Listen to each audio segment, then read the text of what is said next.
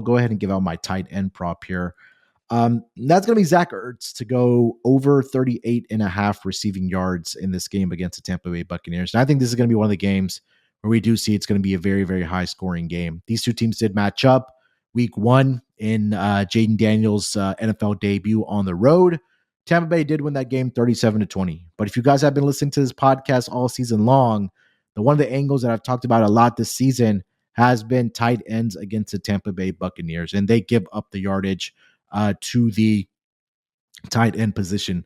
So just to refresh the numbers and what they gave up for the entirety of the season to the tight end position, did the Tampa Bay Buccaneers 67 receiving yards, 6 receptions, and 7.88 targets to that tight end position. And the tricky part for me here was that I know the last 2 weeks we talked a lot about incentives, and that was a whole conversation on gambling Twitter or X or whatever you want to call it, that Zach Ertz's contract, about, I believe it's 66% of it is incentive based. And we saw those numbers maybe be a little bit more inflated over the last 2 weeks, where against the Atlanta Falcons, he had 6 receptions for 72 yards, 2 touchdowns. And then last week against the Dallas Cowboys, 5 receptions, 5 targets, 44 yards, also did have a touchdown in that game. In the meeting in week 1, he did have 4 targets, 3 receptions, and 28 yards. But I think this is going to be a game where, look, it's a rookie's first game or a rookie quarterback's first playoff game, especially on the road. And how do you calm those type of nerves? And it's not like that Jaden Daniels hasn't been in these type of situations when he was at the collegiate level, but it's a different animal when you get to the NFL playoffs. So I think, number one, he's going to be looking early for maybe that security blanket. And what's a security blanket for a quarterback? It's usually always a tight end or a running back. In this case, I believe it is going to be Zach Ertz, who's, again, a veteran guy. He's been in these situations numerous times in his career in the playoffs. So I like the number here. This number was at 37.5. It's moved up to 38.5, so it's moving in the right direction. I agree with the market here. But I do like Zach Ertz here to take advantage of how bad this Tampa Bay Buccaneers team has been on the defensive side, especially with the tight end position.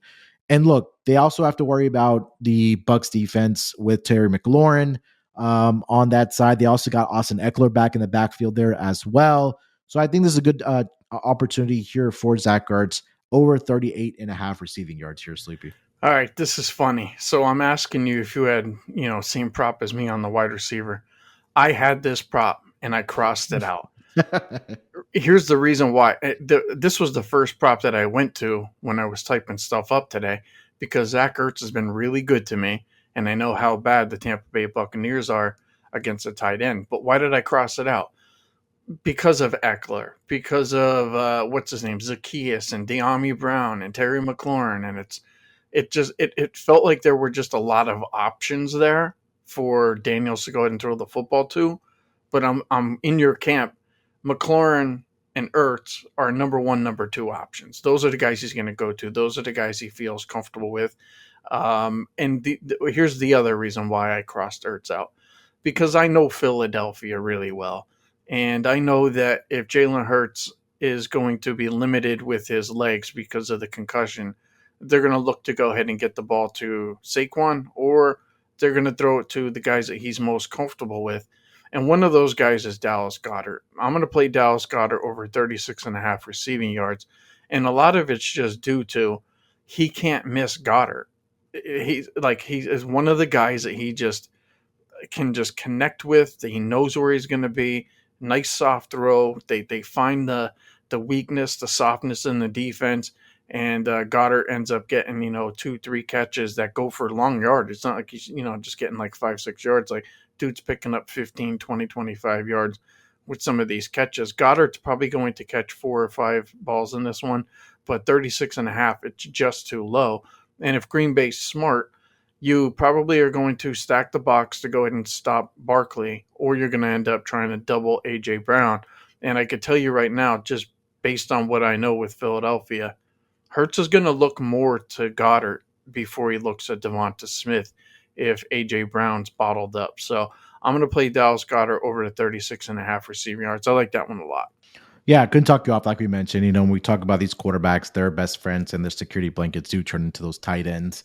I think that especially in this game where those opportunities are available, I think that again, tight ends I think should have a big week here. Honestly, across the wild card weekend here, but I'm glad to see that you at least had Zach Ertz on your list before crossing him out and pivoting to Dallas Goedert.